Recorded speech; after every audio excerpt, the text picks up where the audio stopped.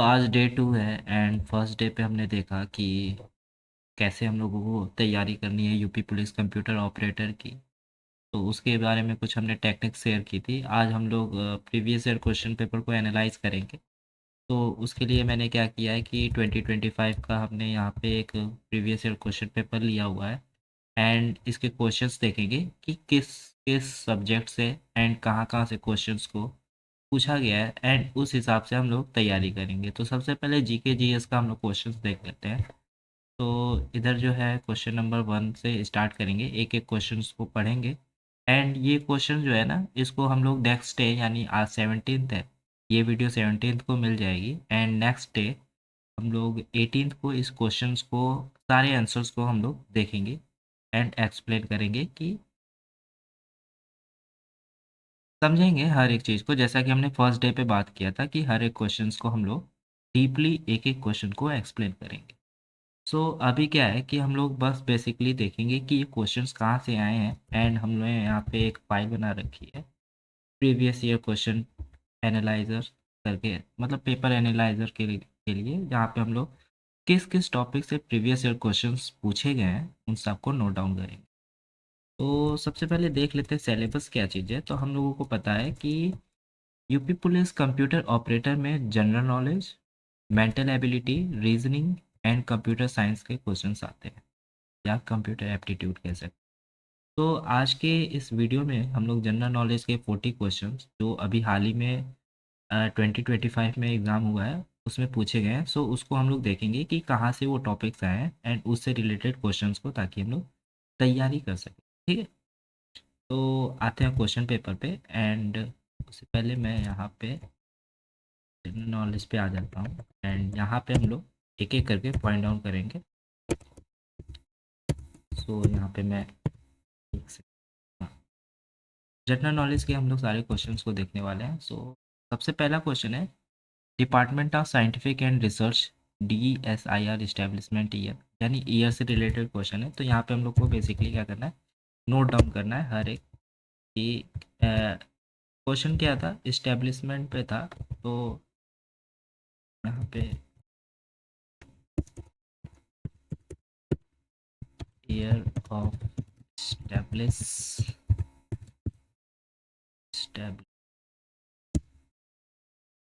ये हमने नोट कर लिया एंड सेकेंड क्वेश्चन है बुक से रिलेटेड एंड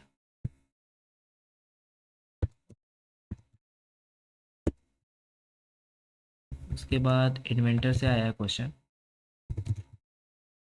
इससे ये बेसिकली आपको लग रहा होगा कि हम लोग क्या कर रहे हैं, टाइम पास हो रहा है क्या ये, लेकिन आगे इसका बहुत बड़ा रोल है।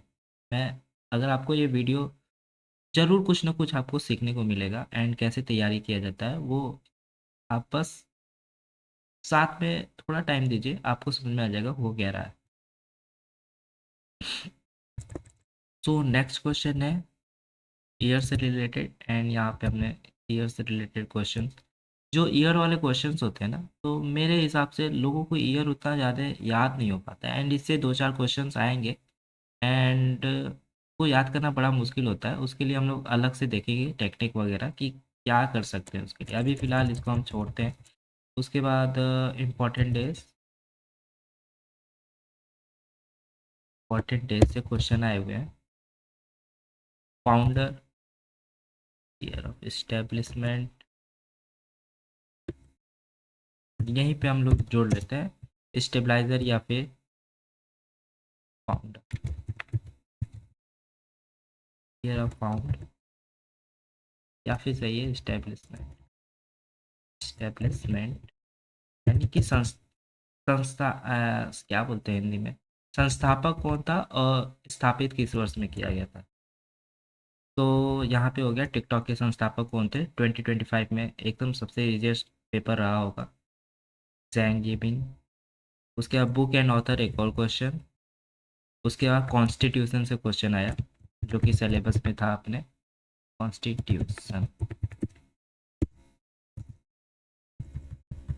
नेक्स्ट क्वेश्चन है जीएसटी से रिलेटेड।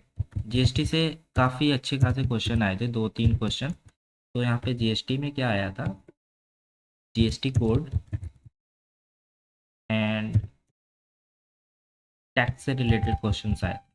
ये सारी चीज़ें हम लोग को ध्यान देना है, आगे चल के फिर क्वेश्चन आ सकते हैं। उसके बाद capital, city and capital, city and capital. अगर इधर क्वेश्चंस दिख नहीं रहे तो इसको हम लोग थोड़ा सा बड़ा कर लेते हैं। उसके बाद फेमस डेज हमने वो कर लिया है, सिटी एंड कैपिटल एक और क्वेश्चन। के बाद फर्स्ट, पहली बार क्या हुआ, किसको खिताब मिला, किसको गोल्ड मेडल मिला, तो फर्स्ट लिख देता हूँ।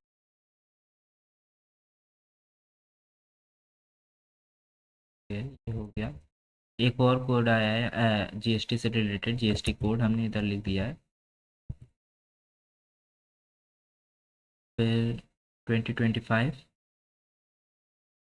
ये है आपका ग्लोबल रैंक, तो यहाँ पे हम लिख देते हैं इंडिया, एंड इसमें क्वेश्चन आया ग्लोबल रैंक। इसमें और भी सारे क्वेश्चंस आएंगे, तो अभी मैं इधर कर दे रहा, एंड इधर सेकंड में उत्तर प्रदेश लिख दे रहा हूँ क्योंकि इससे ज़रूर क्वेश्चन आया होगा। मुझे ठीक से याद नहीं है अभी फ़िलहाल, लेकिन इसमें हम लोग, इसमें क्या होगा, स्टेट रैंक या फिर, हाँ स्टेट रैंक से क्वेश्चंस आए होंगे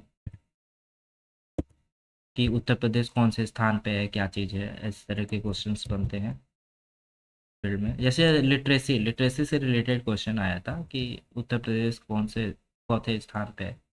नीति आयोग, योजना और नीति आयोग से क्वेश्चन आते हैं, योजना एंड नीति आयोग।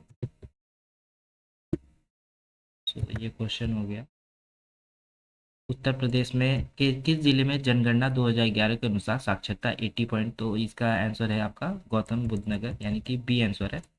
तो ये क्वेश्चन आया था इसलिए हमने यहाँ पे स्टेट रैंक लिख दिया। ठीक है, ये हो गया टाइप के। नीति आयोग कब अपनाई गई, व्हेन। ठीक है, उत्तर प्रदेश का कौन सा शहर, सिटी के बारे में, उत्तर प्रदेश के सिटी के बारे में, सो यहाँ पे हम लोग ऐड कर लेते हैं, सिटी के बारे में पढ़ना है अपने को। ठीक है, उसके बाद इकोनॉमिक्स का क्वेश्चन आया, अर्थव्यवस्था के बारे में। एकदम सबसे पहला क्वेश्चन होता है ना किसी भी ऑब्जेक्टिव में, अगर इकोनॉमिक्स का आप कहीं से भी पढ़ाई करोगे तो जो सबसे पहला टीचर टीच करता है ना क्वेश्चन कि भारत की अर्थव्यवस्था कैसी है, वही आया था यहाँ पे। कमेंट कीजिएगा अगर आपको पता होगा तो। निम्नलिखित में से, हाँ, नेशनल एंड इंटरनेशनल बॉर्डर्स, तो यहाँ पे इंडिया में आ जाएगा नेशनल बॉर्डर्स। नेशनल बॉर्डर्स और नेशनल एंड इंटरनेशनल बॉर्डर्स यहाँ पे लिख देते हैं, नेशनल और इंटरनेशनल बॉर्डर्स। नेशनल जो होता है वो एक तरह से आप स्टेट्स में आएंगे, ठीक है, बॉर्डर। तो मैंने दोनों इंडिया में ही कर दिया, कोई दिक्कत नहीं है। कौन सा संगठन, ऑर्गेनाइजेशंस के बारे में कि कौन सा सर्वे, तो यहाँ पे G20 वगैरह से क्वेश्चंस नहीं आए थे, इसका क्वेश्चन। ठीक है, यहाँ पे एक क्वेश्चन 24 एंड दूसरा क्वेश्चन वायरस से रिलेटेड, कोड रेड क्या होता है 25, कंप्यूटर से रिलेटेड है। सो मैं यहाँ पे नोट नहीं कर रहा हूँ कि जीके जीएस में कंप्यूटर के क्वेश्चंस आए हुए हैं, क्योंकि 80 क्वेश्चंस ऑलरेडी आते हैं कंप्यूटर के। ठीक है, या फिर नोट कर लेते हैं कंप्यूटर क्या क्या क्वेश्चन आया है, बेसिक्स आया, क्या क्वेश्चन था अभी देख लेते हैं, एंड दूसरा आया था वायरस से रिलेटेड। आई डोंट नो क्यों जीके जीएस में ये घुसा दिया। हाँ एक सेकेंड, ये क्वेश्चन रिमूव कर दिया गया था, कोड रेड एक प्रकार का क्या है, तो कंप्यूटर वायरस है, सही आंसर यही है, लेकिन इसको रिमूव कर दिया गया। आई डोंट नो व्हाई, यहाँ पे लिखा है रिमूव क्वेश्चन। ठीक है, अंतर्राष्ट्रीय ओलंपिक समिति का गठन कब हुआ था, ओलंपिक से क्वेश्चन आया है। ठीक है, तो यहाँ पे हम लोग ओलंपिक, एक second, A B C D में एन, एन कितने नंबर पे आता है, रीजनिंग का क्वेश्चन है भाई। एम आता है 13 पे, एम आएगा। ठीक, लिख लेते हैं, होम पे जाएंगे एंड कर,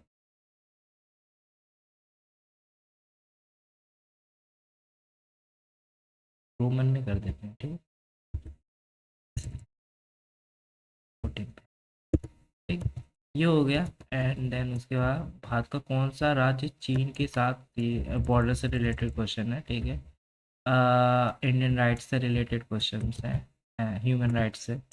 तो ये भी हमारे कॉन्स्टिट्यूशन का हिस्सा है, लेकिन इसको यहीं लिख लेते हैं कॉन्स्टिट्यूशन में। हमने यहाँ पे क्या किया था, कॉन्स्टिट्यूशन में हेडिंग डाला था, यहाँ पे हम लोग डालेंगे human rights.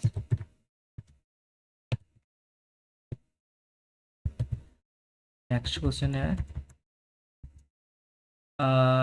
Wild life sanctuaries के बारे में क्वेश्चन है। सो लास्ट में आते हैं, यहाँ पे लिखेंगे वाइल्ड लाइफ सेंचुरीज। सेंचुरीज मुझे पता है काफ़ी बोरिंग लग रहा होगा, हो सकता है कई लोगों को, तो कोई दिक्कत नहीं है, हम लोग पढ़ाई कर रहे हैं, मौज मस्ती थोड़ी ना कर रहे हैं। नेक्स्ट क्वेश्चन है अनऑथराइज और illegal settlement in an area. तो ये क्वेश्चन है, मुझे नहीं पता किसके रिलेटेड क्वेश्चन है ये। यहाँ पे what is the term that for the unauthorise और illegal settlement in an area, यानी कि अवैध रूप से जो क्या होता है, अनधिकृत या अवैध बस्ती के लिए क्या शब्द का प्रयोग किया जाता है जब उस भूमि पर होते हैं जो बसने वालों के स्वामित्व में नहीं होता है, ठीक है, उसको स्क्वाटर सेटलमेंट कहते हैं। निम्नलिखित में से कौन सा ऊर्जा एक गैर नवीकरण सोर्स है, एनर्जी के बारे में, ठीक। विजयनगर साम्राज्य, यह है हिस्ट्री, हिस्ट्री के क्वेश्चन। सेंचुरीज की स्पेलिंग मैंने कुछ मिस्टेक्स लिख दी है यहाँ पे, लगता है कर लेते। सेंचुरी ये छूट गया था, ठीक। यहाँ पे आया हिस्ट्री का क्वेश्चन, एंड है यहाँ पे मेडिएवल हिस्ट्री।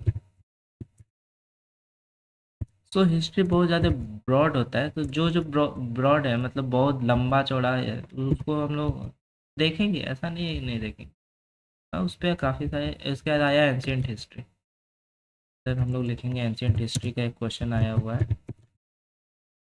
हम लोगों को एनालाइज करने के लिए यहाँ पे लिखना भी चाहिए था कि कितने क्वेश्चन किससे आए हैं, कोई बात नहीं, छूट गया, मैं खुद से लिख लूँगा एंड नेक्स्ट वीडियो में बता दूंगा कौन से क्वेश्चंस कितने आए हैं। उसके बाद देखेंगे उत्तर प्रदेश का जो कौन सा विभाग होता है, ये कौन सा विभाग है, उत्तर प्रदेश का जो प्रशासनिक विभाग होता है, तो यहाँ पे हम लोग उत्तर प्रदेश में आएंगे एंड यहाँ पे लिखेंगे एच ओ डी।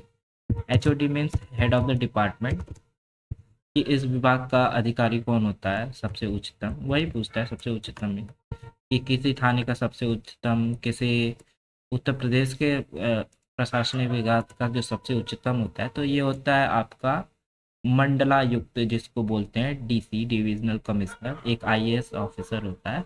और अगर आपको इनका नाम पता हो ना कि उत्तर प्रदेश का डिविजनल कमिश्नर अभी कौन है फिलहाल में, तो आप नाम बताना। मैं इतना बता दे रहा हूँ, अ, एक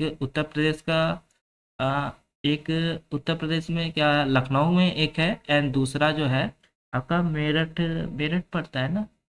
हम्म, हाँ उधर साइड में दूसरा है, मतलब दो दो डिविजनल कमिश्नर हैं यहाँ पे, तो आपको उनका नाम बताना है अगर नाम पता हो तो। सो ये हो गया क्वेश्चन, एंड नेक्स्ट है, बस 5 क्वेश्चंस और बचे हुए हैं यहाँ पे। ऑपरेशन से रिलेटेड क्वेश्चन है, ठीक है, national and international operations, national, national and international, काफ़ी लंबा चौड़ा मैंने लिख दिया। तो यहाँ पे 17-18 टॉपिक्स आए हुए हैं एंड क्वेश्चन है 40।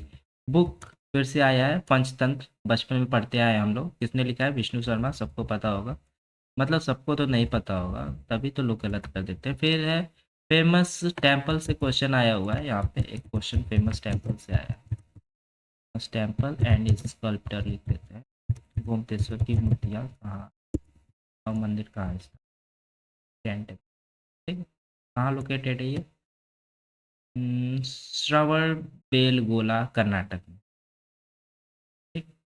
तो ये हो गया 37 क्वेश्चन, एंड नेक्स्ट हम लोग देखते हैं,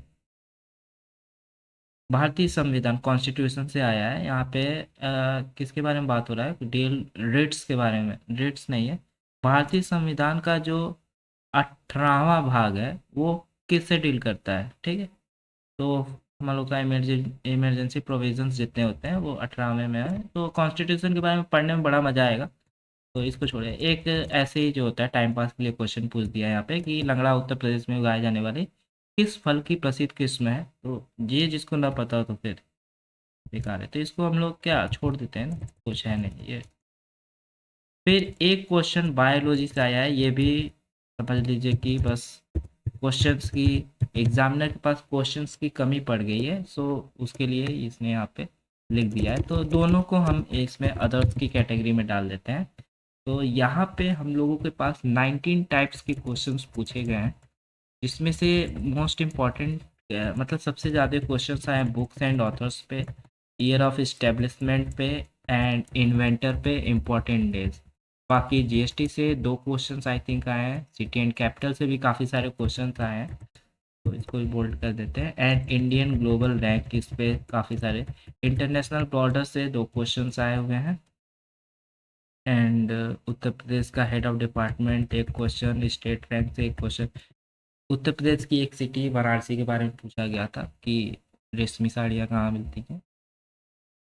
तो और 2 क्वेश्चंस आए थे कंप्यूटर के बेसिक एंड वायरस से रिलेटेड। तो ये सारे क्वेश्चन है, आई होप आपको समझ में आया होगा। तो ये आज का वीडियो था जिसमें हम लोगों ने एनालाइज किया। एंड अगर आप एक बार टाइम देख लेते हैं कि कितना लंबा वीडियो हो गया है। आई थिंक मुझे पता नहीं, कहीं कहीं तो शो करता होगा, एक सेकेंड, 16 मिनट 32 सेकेंड्स का वीडियो हो गया है, तो काफ़ी लेंदी हो गया है, लेकिन पढ़ाई लिखाई के लिए तो काफ़ी कम टाइम मैंने लिया है, कम से कम 1 घंटे की क्लास होनी चाहिए। तो क्या किया जाए, इस क्वेश्चंस को सारे को आज ही कंप्लीट कर लिया जाए। नहीं, आज नहीं करेंगे, कल करेंगे इन सारे क्वेश्चंस को, ठीक है। क्योंकि अभी क्या है ना कि अभी मैं कुछ चीज़ें जो होता है पूर्व एकदम डीपली एक्सप्लेन नहीं कर पाऊंगा, क्योंकि मुझे भी इसको समझना पड़ेगा ना क्या चीज़ें, ठीक है।